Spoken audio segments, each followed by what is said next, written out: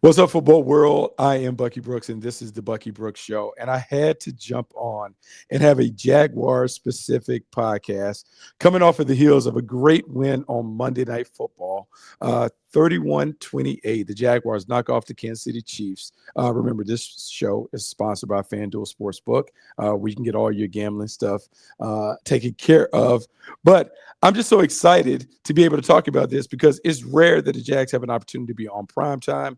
And this was a chance for the world to see what we have been seeing throughout the season. The Jaguars have raced out to a 4-1 record, but they were taking on a team that everyone kind of views as the evil empire. This was a measuring stick game for the Jaguars. The Kansas City Chiefs coming in, having gone to 5 Super Bowls in 6 years. Pat Mahomes being what Pat Mahomes is. This was a chance for the Jaguars to see how they stack up with the heavyweights. And what's interesting in this game, coming off of knocking off the San Francisco 49ers on the West Coast, there still was a sense of, hey, that's cool that you won against the Niners. They're beat up. But can you do it against a really good team at home on a major stage? And I will say this. I was really impressed with the Jags' performance in primetime because it wasn't a pretty game, but it was a gritty game. And I think because the game was so gritty, this team can build upon this as they make their way on a run that should culminate in a playoff appearance and maybe even more when we look at the end of the 2025 campaign. But in talking about this game and why it was so important is because, look, the Kansas City Chiefs have mastered the art of winning. They're a team that wins with superior talent. They're a team that wins with inferior talent. But at the end of the day, when you play against the Kansas City Chiefs, they win. And for the Jags to beat them, they knew going in, this was going to have to be a fourth quarter affair, meaning that no matter what happened in the first 3 quarters, you're going to have to win it against the Kansas City Chiefs in the fourth quarter. And that is exactly how this game played out. The poise, the confidence, the resilience, coming back from a 14-0 deficit, being able to orchestrate a game-winning drive to win it with Trevor Lawrence falling down, getting up and running in. It's everything that you needed to know about this new version of the Jacksonville Jaguars. They're always in it. They're always competing. They don't flinch. And more importantly, they win games. And in doing that, they've really set themselves up nicely, not only to make a postseason run to win the division, but to kind of climb to the top of that ladder of the AFC. Now, I'm going to do what Liam Coen has asked all the players to do. I'm not going to look too far ahead. I'm going to focus on what we just saw last night and eventually what we will see next week against the Seattle Seahawks. Last night, what we saw was Trevor Lawrence maybe having a breakthrough performance. Now, the difference between a breakthrough and a breakout performance was this. In a breakout performance, Trevor Lawrence would play stellar. He would light it up. He would throw for over 300 yards, maybe run for 50 yards, and have 4 or 5 touchdowns. And we would celebrate his talent, his arm, all the things that he did as a passer. To me, this is a breakthrough performance because it wasn't perfect.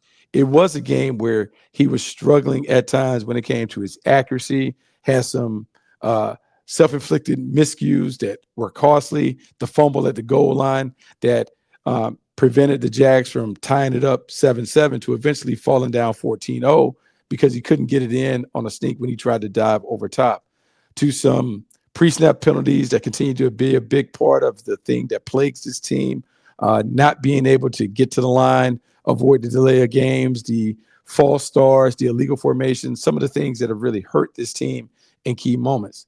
We had some of that. All of that stuff did show up.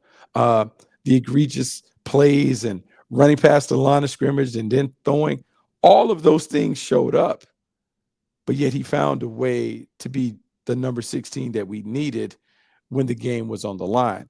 So to me, that was a breakthrough because we haven't seen that enough from someone who was a former number 1 overall pick, someone who is now in the $50 million club as a franchise quarterback that is being paid like a top 5 quarterback. We hadn't seen that enough, but we finally got a chance to see it on Monday night.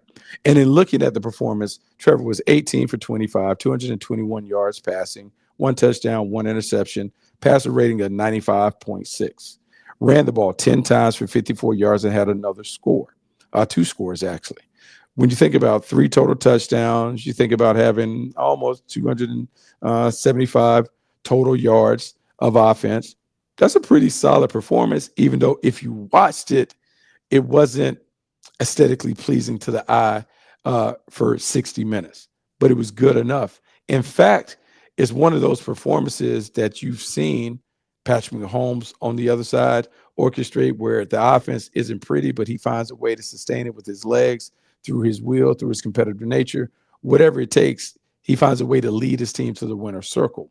For Trevor Lawrence, this was a situation where he did that for the Jaguars. He found a way to wield this team to victory in spite of his own mistakes and miscues and those things. What I love about the performance and why I think he can build upon it is this was the most competitive and into the game that I've seen Trevor. He always wants to win, but in terms of just the emotional part of it coming out, man, I saw it in being on the sideline. You really see it. The way that he interacted with his teammates, the way that he took it upon himself to finish off drives, one with a scramble in third quarter, which was terrific, had a little swag, bounced it in there as he scrambled and got in. And then at the end, when he fell down twice, then got up and ran and ran through a couple tackles and got to the corner of the end zone. Loved seeing all of that. I will say the other part of Trevor's performance that leads me to believe that this was a breakthrough game is his ability to make tough throws when they mattered most. The throw that he hit Brian Thomas Jr. on was an absolute dot. I mean, it was right over the shoulder. It was perfect. It was man coverage against the pressure. Brian Thomas Jr. wiggled at the top at the line of scrimmage, broke free, created a little separation, and man, Trevor delivered a teardrop. Perfect spot, perfect location, what you want to see. Follow that up with another dot to De'Ami Brown on an out route that not only got a first down, but saved some precious seconds for the Jags to be able to punch it in the tight red area. When you're thinking about what great quarterbacks do, they finish games off when it's on them to finish it. They close it out. And Trevor Lawrence closed this game out, which is why I'm really, really excited to see his breakthrough game. And thinking about breakthrough games, another person who had a breakthrough game, and I would say Travis Hunter. The numbers were 3 receptions, 64 yards. He had a 44-yard acrobatic catch that shows you everything that we have talked about and raved about in training camp about Travis Hunter's ball skills. Tremendous ball skills. It is easy for him to catch passes. He can catch it in a crowd. He can catch it over the top, around, through, whatever it takes. This guy can do it. And on that 44-yard catch, you saw that leaping over the shoulders and catching it and bringing it down, multiple defenders around him. It was terrific. But I would say it's the after effect, the ripple effect of what those plays do, not only for him, the team, the stadium. Travis Hunter is the juice. He is the one that brings the energy for this team. And I've said this, and I knew it would play out on the national stage.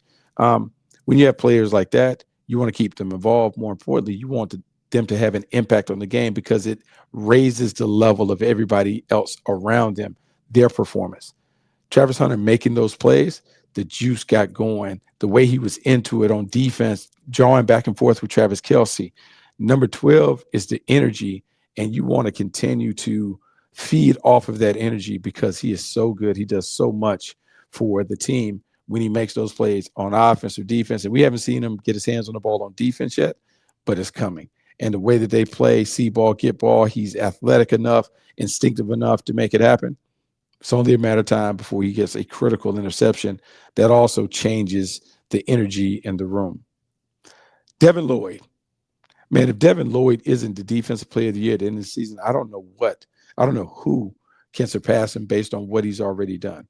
He had another interception, a pick six, 99 yards in a critical situation. Chiefs are knocking on the door. They're going to run their favorite little pet play where they run a follow route with Travis Kelce. Devin Lloyd starts in the A or B gap, pops out, pops right into the line, the passing lane, picks it off, but then has the wherewithal to take it the distance. I got to tell you, man, when you go from defense to offense after a pick, whether you make a bingo or oski or whatever call that you make on defense, everyone has to be aware. He takes it to the sideline, runs through an arm tackle, runs through another one as he walks into the zone, and puts those critical points on the board. Such a game changer he has become this year. And whenever the Jags have needed a play, he has been around it, on it, a part of it. when I go back and I think about how far he's come from being a guy that was competing in training camp with Ventrell Miller for a starting spot to now being a guy who is going to win 2 Defensive Player of the Week awards. He is going to win. He just won the Defensive Player of the Month award, and he is in line to win the Defensive Player of the Year award just based on the splash plays he's created. I said this on Twitter earlier today that he's the embodiment of what a system player is and how a system player can look like a star when surrounded by the right stuff. Devin Lloyd was cast off. People didn't think he could play. They were ready to put the dreaded B word on him based on how he played his first 3 years in Jacksonville. But I've maintained this, and I've said this even in looking at some of my notes. I've always believed that he was the guy that I saw at Utah. Instinctive playmaker, splash play specialist, someone that can do it in the middle as a linebacker, but come off the edge on blitzes and impact the game. He is finally being utilized like that. We're seeing Anthony Campanile use him in the fashion in which he was utilized at Utah. As a result, we're seeing the splash plays that I saw at Utah. I'm now seeing him in Jacksonville because every player needs to be in a scheme supported by someone who believes in his talent and their talent and production within the scheme. Devin Lloyd has that. He's playing well as a result. And now it puts us in a huge, tricky situation when it comes to when do you pay him? How do you pay him? Do you tag him? He's a free agent because the decline to fifth-year option is a good problem to have, but both parties will need self-awareness. Devin Lloyd understanding what system best matches his talent, and the Jaguars understanding who Devin Lloyd is and why it's important that you maintain the system that you have because it's allowed him to play at his best. Last thing that shows up for me in looking at this game, Liam Coen was the right man for the job. I didn't know what this was going to look like when the former Buccaneers offensive coordinator became the head coach. I knew he was a good offensive coordinator and play caller based on what he did with Baker Mayfield. But going from that offensive coordinator seat to the head coaching seat is a big one, a significant one, and requires a different set of skills.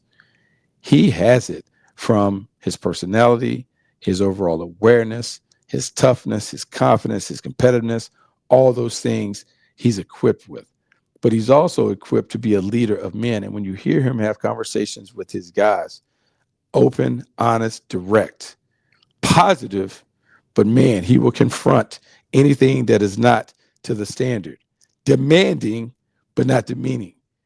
Outstanding leader when you watch him in the locker room, but more importantly, when I'm standing at my vantage point on the sideline, watch him interact with the coaching staff and those guys getting what needs to be done while also calling the game. He is much better than I ever could imagine as a first-year head coach, being able to get this program up and running, turned around, productive. And I'm going to say this, they haven't even come close to playing their best football. I would say that they are at a B minus level in terms of what they're doing all around. Haven't turned it over, creating turnovers, but still haven't been able to impose their will consistently on the ground or through the air, the complementary shots that you want to see. But it's coming. And it's coming because Liam is demanding that these guys put the extra work in, put the time in, and hold each other accountable for the execution of the offense, defense, and special teams. And when you get the buy-in from the players to want to compete at a high level because they want to please you, that's when you know that it's being built the right way. The connectivity between the coaching staff and the players is apparent. That's the only way you can win those games that you're dealing with against a three-time Super Bowl champion, a five-time participant over the last 6 years. The only way you can get it done is everyone has to be connected from top to bottom, coach to coach, coach to player, player to player. All those things are working, and that's why the Jags are sitting at 4-1 and making a move in the AFC South. This week, they take on the Seattle Seahawks. Right now, the Jags are 1.5-point favorites. The line is minus 1.5 in their way, and it's an opportunity to go to FanDuel Sportsbook, look at the Jags and say, I am rocking with the Jags. So make sure you check out the website and go there and maybe place a little friendly wager on your Jaguars as they're rounding into form as a contender. The Seattle Seahawks bring a unique challenge. Sam Darnold's balling out of control. Jackson Smith and Jigba has become one of the best number one receivers in the league. They can run the football effectively, and defensively, Mike McDonald is a mastermind. There's time for us to talk about this. This is a very, very short week. So play it on Monday, day off on Tuesday. And then you got to get to it with minimum rest. It'll be a hard game for the Jags, but we will break down the next time I step behind the mic and talk about the Jaguars. It'll be about how the Jaguars take on the Seattle Seahawks and what they need to do to knock off a rising team in the NFC. But until then, let me finish this. Brian Thomas Jr., that catch might be what he needed to get over the top. 33-yard catch down the sideline. That might break the ice on the top 5 receiver that we saw last year. Hopeful that we get that back. There's some other things that we'll cover when it comes to the defense. Anthony Campanelli getting these guys right, but I want to save it because I want a quick little podcast just to get it out to react to the game that took place on Monday night. Make sure you rate, review, subscribe to the podcast, wherever you get your podcasts. Make sure you check out all my colleagues who are doing wonderful things with the other NFL teams throughout the league. And make sure you keep coming back to the Bucky Brooks Show. We not only we talk about the Jaguars, we talk about the overall landscape of the National Football League. Exciting season underway, topsy-turvy, a lot of teams lumped together, makes for an exciting finish down the road. Until then, I'm Bucky Brooks. This is the Bucky Brooks Show. I will talk to you soon.